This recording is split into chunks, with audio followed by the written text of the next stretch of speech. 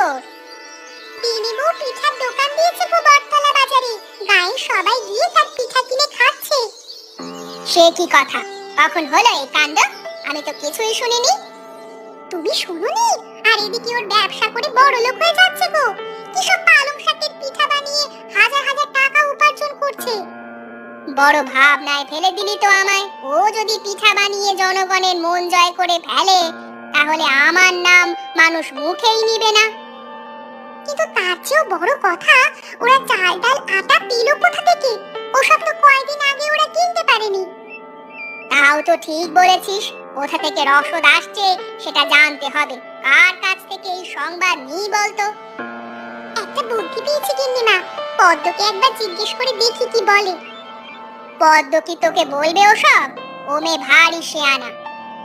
বলবে বলবে, তোমার পিঠার লোক দেখালে সুর সুর করে